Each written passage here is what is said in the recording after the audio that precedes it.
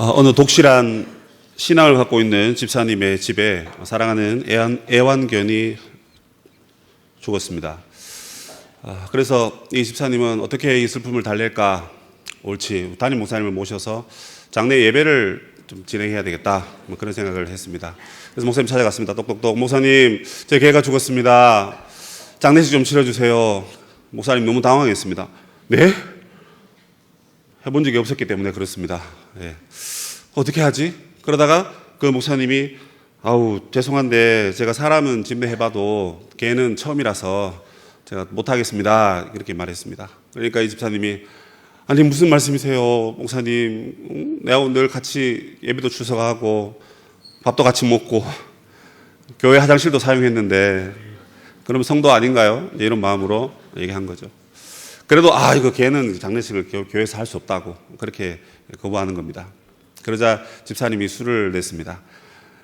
어떻게 개 이름으로 내가 고액의 보험을 들었는데 이 보험금 나오면 내가 하나님 앞에 감사함도 드리고 11조도 드리려고 했는데 하니까 그제서야 목사님, 아이고 집사님, 제가 몰라봤네요. 그 개가 예수 믿는 개라는 거 왜 진작 말씀 안 하셨어요? 지어낸 얘기입니다. 예. 갑자기, 예. 10년 전에 이 비슷한 사건을 제가 경험한 적이 있습니다. 교구, 그때 강도사, 이제 갓 강도사 돼가지고 열심히 목회하려고 하는데 어떤 집사님이 오시더니만 간곡히 제 손을 붙잡고는 목사님, 저희 집에 이번에 차를 한 대 뺐는데 이 차에게 안수를 좀 해주시면 안 되겠냐고. 가보니까 그 차도 새 차도 아니고 그냥 중고차, 새 차도 안 된 시커먼 하면 손에 때 묻는 그런 차에 제가 했겠습니까? 손은 올지 않고 다 같이 기도합시다 해가지고 신학교에서도 배우지 않았고 담임 목사님도 가르쳐 주지 않았던 안수기도 비스무리한 것을 하여튼 희한하게 했던 경험이 있습니다. 자, 개 때문에 우리가 장례식을 치러야 되고 참 이렇게 세상이 많이 바뀐 것 같습니다. 하지 않았던 그 목사님이 해주려고 한 이유는 개로부터 돈이 나오니까 한다. 왠지 이것은 오늘날 교회의 어떤 한 단면을 보고 있는 모습이다, 그렇게 이야기를 하고 싶습니다. 무슨 말입니까? 오늘날 하나님의 교회가 하나님의 교회다운 교회를 표방하지만 사실은 교회 뚜껑을 열고 보면 세상과 참 다를 게 별로 없는 모습은 아닌가, 조심스럽게 한번 그런 생각을 해보는 거죠. 세상에 가면 돈이 최고이고 그다음에 권력이 최고이고 그리고 어떤 성적인 그런 문제들도 이제 권력과 돈과 어울려서 장악하는 그런 모습을 보면서 교회 안에도 이런 문제들로 아파하거나 신음해하는 그런 모습을 보게 됩니다. 세계 장로회 교단이 여러 나라에 있겠죠. 근데 그 중에 이미 미국이나 영국은 주일학교가 없고 아이들이 없고 성도들 숫자가 너무너무 적다고 하지 않습니까? 한국도 그런 모습을 갖고 있는데 아직까지 우리 한국의 장로교는 그래도 교인들이 많고 세계에서 손가락 안에 드는 그 교회들이 한국에 있습니다. 그래서 한국 교회가 타락하느냐 마느냐, 그것이 어쩌면 세계 장로교회의 전체의 분위기를 좌우하는 그런 시대가 되어버렸고 거기에 우리 서울시민교회도 아주 중요한 위치에 처해 있다고 생각을 합니다. 그러면 여러분, 이 어려운 시대 가운데 교회는 교회다워야 하고 교회는 하나님이 기뻐하실 만한 그러한 뭔가가 있어야 되는데 과연 우리 교회는 그러한 모습으로 모이고 있는가? 우리 서울시민교회뿐만 아니라 이 땅에 있는 모든 하나님의 거룩한 교회들이 교회다운 교회의 모습을 가지고 있는가? 그것을 저는 오늘 사도행전 2장 말씀을 통해서 한번 되짚어 보려고 합니다. 그래서 저는 오늘 여기도 아마 한 얼추 120명 정도 오신지 모르겠는데요. 이 마가다락방에 120명의 제자들이 성령의 임재를 경험한 그 장소로 여러분들을 인도하고 싶습니다. 그때 교회는 어떤 신비한 체험을 하였고 그때 교회는 어떤 하나님의 임재를 경험했는가, 그리고 하나님의 교회를, 초대교회를 정말 이 지구상에 지금까지 있어왔던 교회 중에서 가장 거룩하고 가장 하나님이 기뻐하실 만한 교회다라고 칭찬을 하는데 과연 무엇이 그 초대교회를 하나님의 칭찬받게 한 교회였는가, 그것을 살펴보고 저와 여러분도 그 교회를 본받고, 아니 그보다 더 뛰어난 하나님의 교회가 될 수 있기를 주님의 이름으로 축복합니다. 때는 오순절날입니다. 오순절날이 이름에라고 1절에서 말하고 있는데요. 이것은 오순절날이 지금 딱 되었다라는 게 아니라 이들이 마가다락방에서 120명이 모여서 기도하는 중에 이제 오순절날을 맞이하게 된 겁니다. 오순절날은 6월절 이후에 7주가 지난 그 다음 날입니다. 그래서 보리 추수를 마치고 이제 밀 추수를 이제 시작할 때쯤 기간인데요. 그래서 맥추절이라기도 하고 또는 뭐 초실절이라고도 합니다. 이 기간에 사람들이 다락방에 모여서 기도를 하고 있었습니다. 그 이유는 예수님께서 가서 모여서 기도해라. 성령을 내가 보내주겠다. 나 대신에 너희들에게 성령을 보내주겠다. 그 약속을 하셨기 때문에 그렇습니다. 그래서 이 제자들이 거기에 모여서 또 사도들이 거기에 모여서 열심히 기도했습니다. 그런데 그때 호련히 이렇게 나오죠. 때마침, 그러니까 하나님의 시간 타이밍을 말하는 겁니다. 하나님이 원하시는 그 시간에 갑자기 급하고 강한 바람 소리 같은 것이 불었다. 그렇게 얘기합니다. 이게 뭡니까? 여러분, 바람이라는 것이 보통 후 불면 뭐 좌에서 우로 또는 우에서 좌로 이렇게 불니다. 바람을 이렇게 후 이렇게 여러분 붑니까 우리가? 그럼 정신 나간 사람이라 하겠죠? 위에서 밑으로는 더더욱 우리가 할 수가 없습니다. 그런데 이 바람이 신기한 것은 무엇이냐면 위에서 아래로 불었다 합니다. 그리고 매우 급하고 강한 바람 같았다. 그렇게 얘기합니다. 그런데 이 2절의 본문에 보시면 이 바람이 온 집안에 방 안에 가득했다는 것입니다. 방 안에 여러분 바람이 불기가 참 쉽지 않습니다. 뭐 자연스럽게 이불을 뭐 갠다거나 선풍기를 튼다거나 그렇게 바람을 우리가 인위적으로 불러일으키지 않는 한 위에서 아래로 바람은 뭐 불가능합니다. 모르겠습니다. 지금 위에 에어컨이 불고 있으니까 뭐 저런 인공적인 바람은 위에서 아래로 불겠지만 가만히 있는데 에어컨도 없는데 누구 하나 그 바람을 부채질하지 않는데 하늘로부터 우리에게 위에서부터 아래로 바람이 분다는 것은 이거는 하나님께서 역사하신 것이다 라고 볼 수 있습니다. 그런데 여러분, 이 바람이라는 것이 세게 불면 사람을 해칠 수가 있습니다. 사람을 공격하기도 하고요, 사람이 날아가기도 합니다. 1톤이 조금 0.1톤이 조금 안 되는 저도 바람 불면 이렇게 막 넘어갈 것 같은 그런 경험을 한 적이 많이 있습니다. 왜 그러세요? 네. 바람이 그렇게 무섭습니다. 네. 태풍이 오면 뭐 집이 날아가고, 여러분 기억하시죠? 저희 교회도 위에 지붕이 날아가가지고 정말 인사사고가 날 뻔했는데 다행히 옆 건물 지붕 위에 떨어져가지고 하나님의 은혜로 지붕을 새롭게 단장했던 적이 있었습니다. 자, 방 안에 이렇게 바람이 부는데 사람을 해치지도 않고 위에서 아래로 불고 그리고 급하고 매우 강한 바람이 불었다. 이것이 무엇입니까? 4절에 보니까 다 성령 충만을 받고 이렇게 되어 있습니다. 이것은 바로 성령이 임재한 모습입니다. 그런데 이것을 소리로 말하고 있습니다. 2절에 보시면 사실 뭐 바람 같은 소리 이렇게 되어 있는데 우리가 바람에 주목하기 쉽지만 사실 원어 성경이라든지 성경을 좀 더 자세히 쪼개서 보면 이것은 소리를 강조하고 있는 것입니다. 원어적으로 말하면 어르렁거리는 소리다. 마치 사자가 먹이를 어르렁, 먹이 앞에서 먹이를 먹으려고 어르렁 어르렁거리듯이 어르렁거리는 소리를 내면서 위에서부터 아래로 바람이 불었다는 게 아닙니다, 여러분. 바람 같은 어르렁 소리가 임했다 하는 것입니다. 예로부터 바람은 눈에 보이지 않았습니다. 그래서 사람들은 이 바람을 영에 비유했습니다. 후 하는 바람, 보이지 않듯이 영도 보이지 않기 때문에 바람은 영이다. 영과 바람이 같은 것일 거다. 그렇게 믿어왔습니다. 그래서 히브리어에도 보면 루아흐라는 단어, 바람이기도 하고 또 영으로도 번역을 할 수가 있습니다.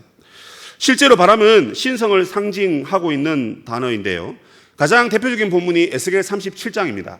내가 생기를 후 불어넣을 테니까 마른 뼈들아 다 일어나라 해서 하나님의 군대가 흩어졌던 마른 뼈들이 조각을 맞추고 다시금 살아나고 생기가 일어나는 그런 본문을 우리가 알고 있습니다. 그 본문을 보면 하나님의 바람은 우리에게 생명을 주는 바람입니다. 성령의 바람이 우리 가운데 위로부터 아래로 내려올 때 저와 여러분에게 생명이 살아날 줄로 믿습니다. 지쳐있는 우리들에게, 용기 없는 우리들에게, 믿음이 나약해진 우리들에게, 영적으로 깨어있지 못한 우리들에게 성령께서 바람을 후 불어주시면 마른 뼈도 살리시는데 하물며 하나님의 말씀을 따라 살아가는 저와 여러분에게 왜 하나님께서 능력과 생명을 주시지 않으시겠습니까? 사랑하는 성도 여러분, 하나님의 성령의 바람을 간절히 사모하는 은혜가 있으시기를 주님의 이름으로 축복합니다. 뿐만 아니라 바람은 임의로 붑니다. 그래서 예수님께서 요한복음 3장 7절 8절에 의하면 바람이 이렇게 임의로 불 때 어디로부터 와서 어디로 가는지 알지 못하듯이 성령으로 난 자도 다 이와 같다. 그런 말씀을 해 주셨습니다. 성령이 보이지 않습니다. 바람이 보이지 않아요. 그래서 성령이 우리 가운데 임할 때 성령은 그 사람 마음 가운데 임재함으로써 하나님의 백성들을 하나님의 목적과 방향에 맞게끔 인도해 가신다. 그것을 이야기하고 있습니다.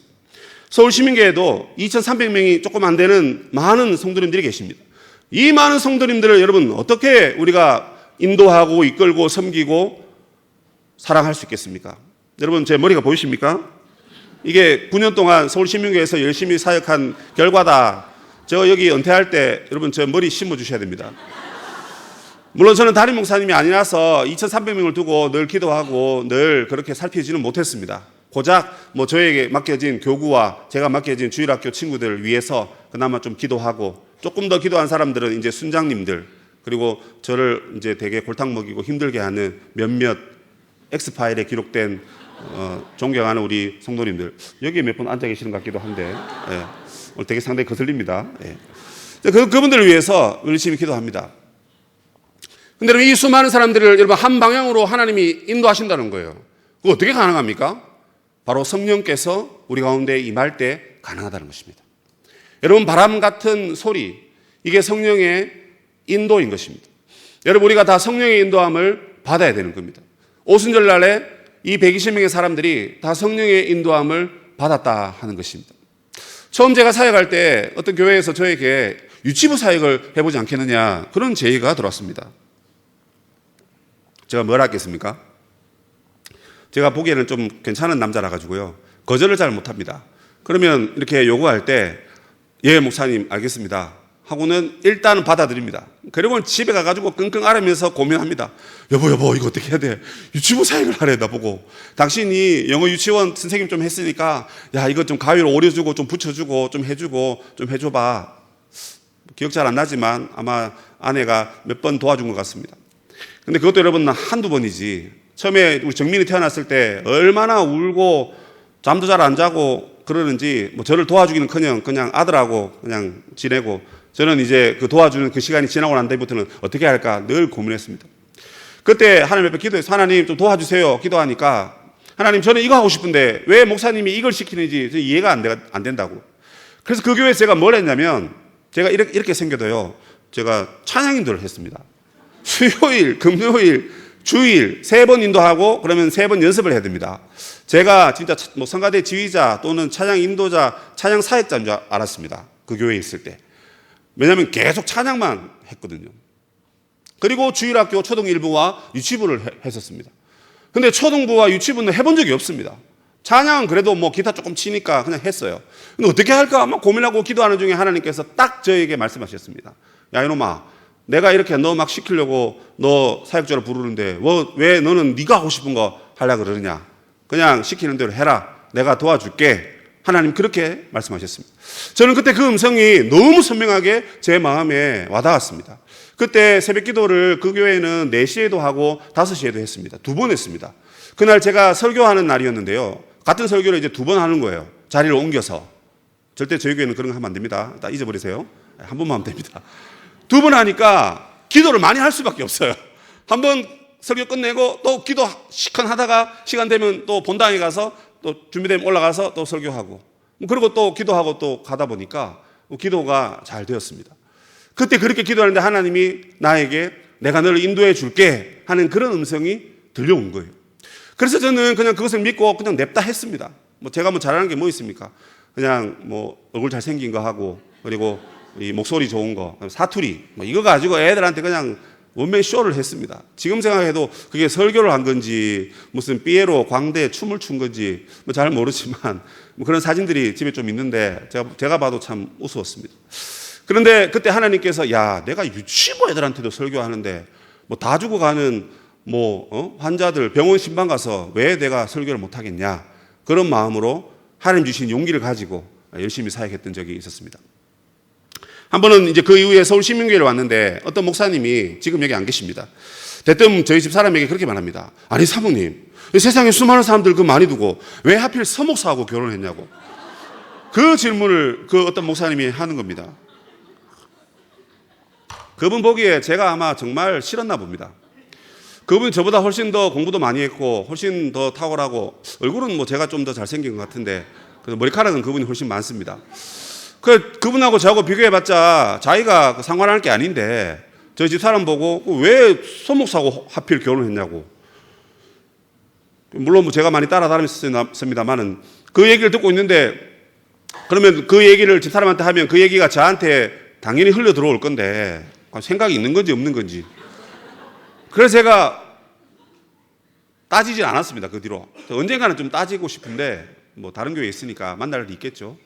그걸 보면서 고민해 봤습니다. 왜 내가 진짜 당신하고 결혼했지?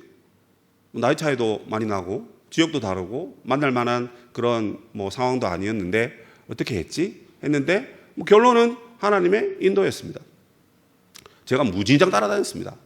영국에 공부하러 간다는 거 그래 갔다 와라 1년 기다릴게 해가 1년 동안 계속 기다렸습니다. 엄마한테 뭐 용돈을 많이 못 드려도 집사람한테 매일은 아니죠. 한 달에 한 번씩 신라면 보내고 커피 믹스 보내고 준비하는데 5만 원 보내는데 10만 원 차라리 15만 원 줘가지고 그냥 사 먹으라 할 걸 지금 생각해보면 참 바보 같은 짓을 했다 싶습니다.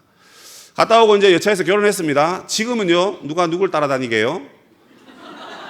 얼마나 따라다니는지 귀찮아 죽겠습니다. 집에만 가면 저 혼자 못 있습니다. 여기 따라다니고 저기 따라다니고 오늘 저 사람 맞는지 모르겠는데 어쨌든 그렇게 따라다니니까 너무 신기합니다. 그때는 제가 엄청 따라다니는데 지금 이제 사실 저도 좀 따라다닙니다. 같이 따라다니고 그러는데 야 정말 그 목사님이 정말 신통방통하다. 어떻게 이렇게 만나서 결혼했겠냐. 답은 하나님이십니다. 여러분 오늘 여기 앉아 계신 우리 목사님들 집에 가시면서 혹시 옆에 걸어가시거든 다 한번 물어보십시오. 목사님은 사모님 어떻게 만났어요? 이렇게. 왜 하필 목사님 사모님 만났어요? 왜 하필 사모님 목사님 같은 사람 만났어요? 이렇게 묻지 마시고 어떻게 만나셨냐고 한번 여쭤보세요. 그러면 전부 다 하나님의 인도함으로 만났지 내가 저 사람 뭐 데리고 살아야지. 솔직히 목사님들 얼굴로 보나 뭐로 보나 뭐 저는 좀 잘생겼지만 다른 분들 보면 그 뭐 내세울 만한 게 없습니다. 키가 큽니까? 뭐 배는 다 나왔지. 머리 다 빠졌지. 아니면 머리가 다 하얗게 휘었지. 사모님들이 너무 아까운 분들이 많잖아요. 사모님들 뭐 한의사부터 출신에다가 저희 집 사람도 뭐 공부 좀 하고 뭐 우리 사모님들 뭐 정은희 사모님 뭐 다들 진짜 키도 크시고 거의 뭐 절세 미인들 아닙니까? 근데 왜 하필 이 목사들과 다 결혼해가지고 이렇게 고생하고 계십니까? 성령의 인도입니다. 성령의 인도니까 성령의 인도가 있으니까 여러분 그렇게 만나서 결혼하고 하나님의 나라를 위해서 사역하는 것입니다. 여러분 성령은 그렇다면 우리 아주 곁에 계신다라고 볼 수가 있겠죠. 성령 하나님 저 멀리 계시고 우리 곁에 안 계신다 그게 아닙니다. 지금 이 오순절날 성령 강림이 우리에게 놀라운 은혜를 주신 건 뭐냐면 구약에도 성령님이 계셨습니다. 태초에 하나님이 천지를 창조하시니라 하나님의 신은 수면 위에 운행하시느니라. 어떤 집사님께 물었습니다. 집사님 제가 잘 몰라서 그러는데 성령님이 도대체 구약에 어디에 나옵니까? 목사님 그것도 모르세요? 성령님은 신약에 나오죠. 구약에 안 나와요. 공부를 똑바로 하셨어야지. 그래서 제가 오기를 가지고 돈 모아서 열심히 공부했습니다. 보니까 성령님이 창세기 1장부터 나오더만요. 하나님의 신발 아닙니다. 하나님의 영이 지구 위에 지구를 감싸고 있는 그 수면, 그죠? 그 수면 위를 품고 계신다. 성령이 품고 계신다는 것입니다. 이미 구약에서부터 품고 계셨습니다. 그런데 구약에는 특별한 목적, 특별한 사명, 특별한 사건 속에서 간헐적으로, 그러니까 꾸준히 계시는 게 아니고 그때그때 임하시고 역사하셨습니다. 그런데 오늘 2장에 보면 이제 오순절날 성령님이 제자들에게 임함으로써 그때부터는 쭉 임하시는 겁니다. 오늘 여기에도 임하시고요. 내일도 임하실 것입니다. 이 자리에 임하셨던 하나님께서 그 성령께서 동일한 은혜를 지금 우리에게도 주고 계신다 하는 것입니다. 이걸 여러분 어떻게 알 수 있습니까? 여러분 집에 가다가 한번 죄를 한번 저질러 보십시오. 어떤 죄를 저지를까요? 뭐 어떤 죄가 있다 칩시다. 그 죄를 저지르고 난 뒤에 집에 가서 발 닦고 샤워하고 잘라 하는데 딱 누웠는데 내 속에서 뭔가 콕콕 찌르는 게 있습니다. 뭐죠? 야, 누구 잘못 저지르고도 너 잠이 오냐? 이겁니다. 속으로 누구를 미워하거나 원망하거나 싫어하죠, 그죠? 얼굴에 다 써 있습니다. 다 보입니다, 그죠? 네, 다 보입니다. 희한하게 목사들 눈에는 그런 건 잘 보여요. 근데 여러분 그러면 우리가 잘 잡니다. 자기는 자는데 근데 내 속에서 성령님이 야, 너 그러면 안 되지. 그 불쌍히 여기고 기도해주고 축복해줘야지. 오히려 하나님이 우리에게 깨달음을 주십니다. 성령님이 계속해서 그런 은혜를 주시는 거예요. 그걸 우리가 무시하고 마다하고 모른 척 하니까 그냥 뭐 괜찮구나 하고 그냥 사는 건데, 사실은 성령님은 그런 은혜를 우리에게 늘 주시는 분이신 거죠.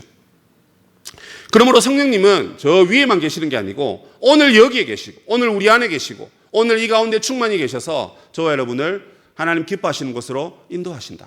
이 얼마나 여러분 큰 축복입니까? 그 성령 하나님의 여러분 인도하심을 늘 받으시고 성령을 늘 따라가시는 우리 성도님 되시기를 주님의 이름으로 축복합니다.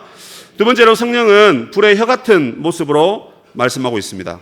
그래서 불의 혀처럼 갈라지는 것들이 각 사람 위에 임했다라고 했습니다. 전체에도 임하지만 한 사람 한 사람에게도 임했다라는 거죠. 성령 하나님이 교회 전체도 살피시지만 우리 각 사람의 형편들을 다 살피는 겁니다. 아이고, 저 사람 얼굴이 좀 창백하구나. 그럼 집에 뭐 힘든가 보다. 아이고, 집에 계신 바깥 영감님께서 많이 괴롭게 하시는 거구나. 뭐 그냥 그러려니 하고 살지 왜 저럴까. 다 표정을 보면 압니다. 대부분 여러분 그런 표정 갖고 있으면 그래, 저 사람 위해서 기도해 줘야지. 그리고 이렇게 두루뭉실하게 그냥 기도해 줄 수밖에 없습니다. 그러나 내가 개인적으로 만난 사람, 내가 개인적으로 밥 한 끼 한 사람, 내가 개인적으로 차 한 끼 하고, 목사님, 저 목사님한테 따질 게 있어요 해가지고 그냥 불쑥 찾아와가지고 이러시면 안 되죠 하고 싸우는 그 사람, 목사들이 미워할까요? 좋아할까요? 미워하면서 좋아합니다. 우리도 사람이니까 미워하면서 좋아합니다. 근데 왜 좋아합니까? 그 사람의 아픔을 알았기 때문에 그걸 내 아픔으로 여기는 거예요. 그래서 어떻게? 내가 도와줘야지.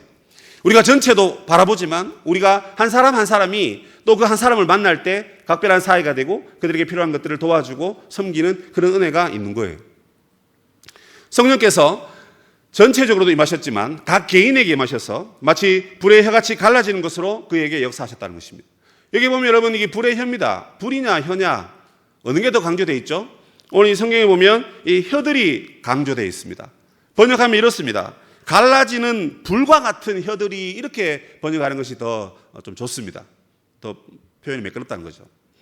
그러니까 여러분, 그냥 봤을 때는 아, 성령의 바람, 성령의 불, 야, 성령의 불 능력 받자, 뭐 이렇게도 말할 수 있을는지 모르지만 이 본문에서 말하고 있는 그 뒤에 있는 말씀과 연결시켜 보면 이것은 혀를 말하는 겁니다. 성령이 혀를 낼름거리면서 각 사람 가운데 임했다. 뭐 그러면 좀 표현이 맞을까요? 왜 하필 성령이 불의 혀 같은 그 모습으로 우리에게 임하셨을까요?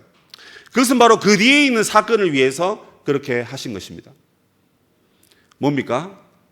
바로 거기에 있는 120명의 제자들이 약 15개의 언어, 15개의 지방으로부터 지금 사람들이 예루살렘에 몰려왔습니다. 오순절을 지키기 위해서 온 거죠. 지금 소위 말하면 대목입니다.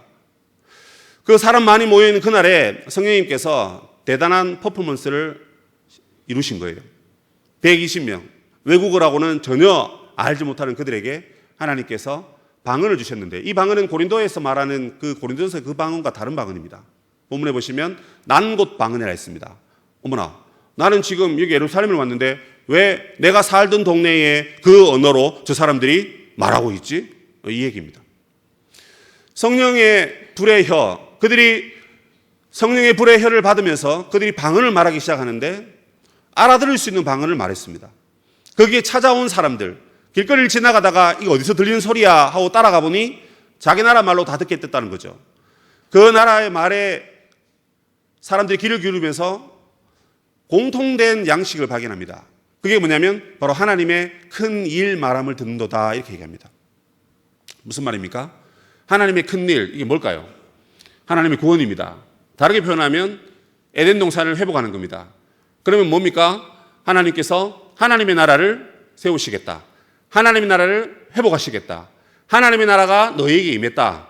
그 이야기를 지금 이 15개의 나라에서 온 사람들이 듣고 있다는 것입니다. 이건 매우 신비한 현상입니다. 이런 현상은 다른 곳에서 일어나지 않았습니다. 다른 시대에도 일어나지 않았습니다.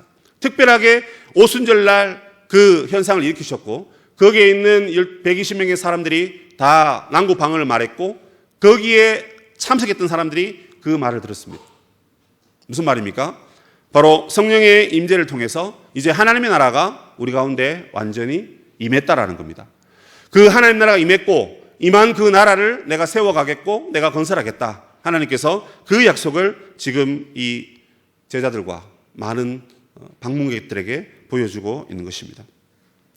그렇다면 우리는 성령님은 바람 같은 소리, 즉 우리를 인도하시는 하나님의 능력임과 동시에 우리에게 하나님의 복음을 말하게 하는 능력이다 하는 것을 알 필요가 있습니다. 여러분 뭐라고요? 하나님의 복음을 말하는 능력입니다. 여러분 혹시 전도 한번 해보셨습니까? 내가 말하면 덜컥 믿고 따라올까 봐 겁나서 여러분 전도 못 하셨죠 아직? 그죠? 예, 딱 말했는데 나 예수 믿겠다. 이게 진짜인가? 안 믿겨지니까. 근데 여러분 이 전도라는 것이 참 쉽지 않습니다. 말할 준비가 다 돼 있어도 용기가 없으면 또 되지 않는 것이고 그렇습니다. 또 용기가 있는데 뭘 말해야 될지 모르는 또 그런 상황이 벌어지기도 합니다. 예수님께서 요한복음 14장에 보면 내가 이제 때가 되면 너희들에게 무엇을 말해야 될지 성령을 보내가지고 내가 할 말을 일러주겠다 그런 말씀을 주셨습니다. 그 말씀이 어쩌면 이 오순절날 이곳에서 바로 성령의 능력으로 성령의 불로 성령의 바람으로 임하셔서 하나님의 복음을 전하게 했다라고도 여러분 볼 수가 있는 것입니다. 여러분 우리 주기철 목사님 잘 아시죠? 주기철 목사님의 사모님 이름이 여러분 먼저 아십니까? 오정모 사모님이십니다. 아마 처음 들으셨을 겁니다.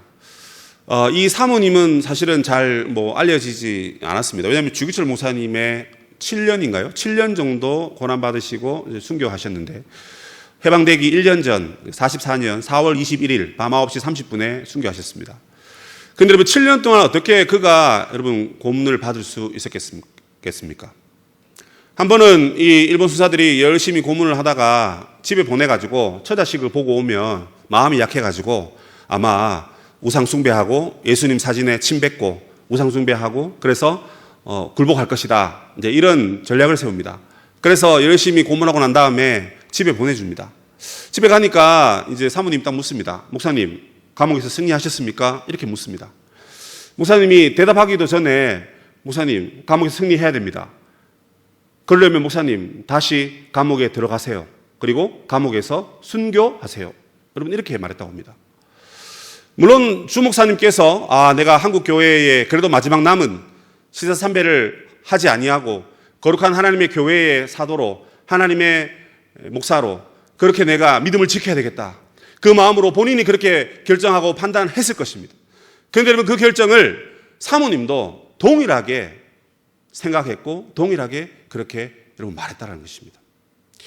그 얘기를 여러분 들으면서 사모님 여러분 어떻게 목사님에게 여러분 그런 말을 할 수가 있었을까요?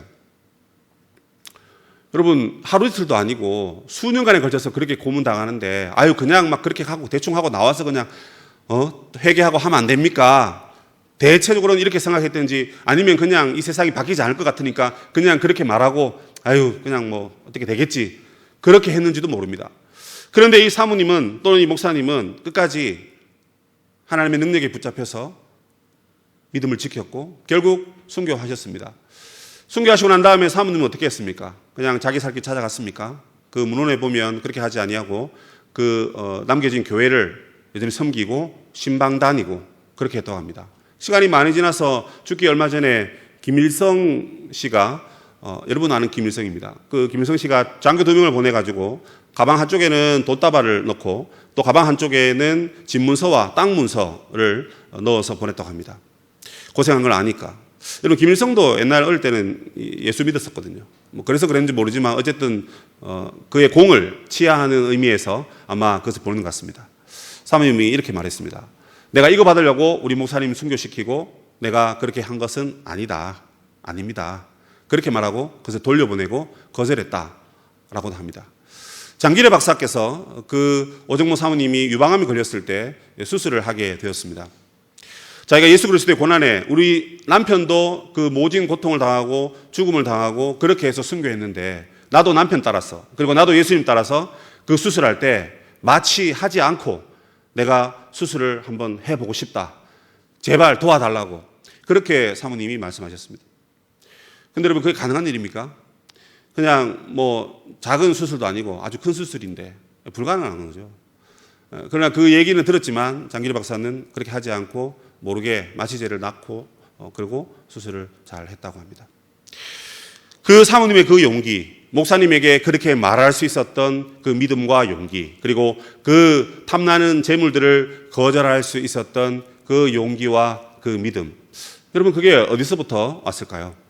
저는 그것이 성령의 바람, 그리고 성령의 불로부터 임하는 하나님의 능력을 그들이 더듬었기 때문이다, 그렇게 말씀드리고 싶습니다.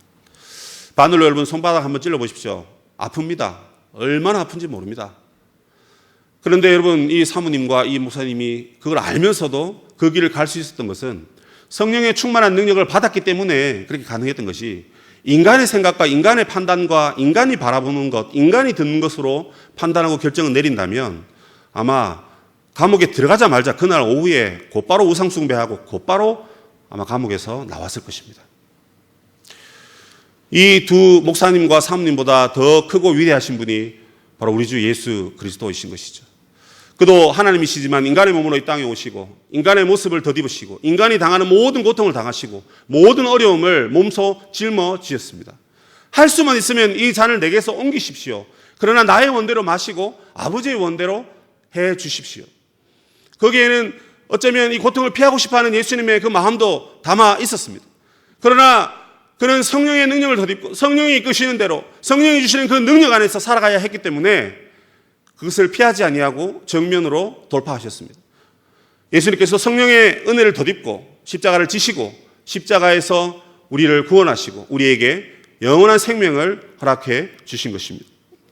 사랑하는 우리 성도 여러분, 오늘날 이 마지막 시대에 교회가 타락하고 교회가 하나님 보시기에 부족하고 연약한 모습이 혹 있을지라도, 그래도 오늘 이 사도행전 2장 말씀을 통해서 초대교회의 본을 받아 우리가 성령의 능력으로 성령의 인도함을 받고 성령의 권능으로 충만해진다면 우리도 그 고난을, 그 아픔들을 믿음으로 잘 이겨낼 수 있으리라고 믿습니다. 그러기 위해서 우리 하나님의 교회는 끊임없이 하나님의 큰 일을 계속해서 말해야 됩니다. 뭡니까? 하나님의 구원입니다. 여러분 목회자들 위해서 기도 얼마나 하십니까? 여러분 기도 안 하시죠? 기도해 주십시오. 그들은 하나님의 큰 일을 말하라고 서울시민교회에 보냄받은 하나님의 사자들이요 하나님의 종들입니다. 때가 되면 하나님 부르셔서 다 갈 겁니다. 때가 되면 하나님이 이끄셔서 또 다른 교회 가서 또 사역하고 또 말씀을 전합니다. 그러나 여기 있는 한 우리는 하나님의 큰 일을 여러분에게 전하라고 명받은 하나님의 사자들입니다. 여러분들이 기도해 주시고 우리가 잘 준비하고 기도해서 여러분들에게 하나님 말씀을 잘 전할 때 여러분도 여러분의 삶 가운데서 하나님의 큰 일을 말할 수가 있는 것입니다. 그 하나님의 큰 일은 우리의 힘으로 안 되는 것입니다. 성령이 우리에게 임해서 성령이 우리에게 말하게 하셔서 성령이 우리에게 능력을 주실 때 여러분 우리가 전도하고 복음을 전하고 하나님의 구원을 말할 수가 있는 것입니다. 여러분 우리가 하나님의 이 구원의 소식을 더 달게 들으시는 그런 은혜가 있으시길 바랍니다. 주의 종들도 더 열심히 기도하고 잘 연구해서 잘 전하겠습니다.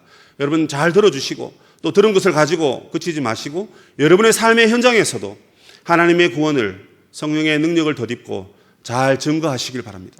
용기가 없거든 예수 믿는 사람으로 거룩하게 그냥 잘 사시면 됩니다.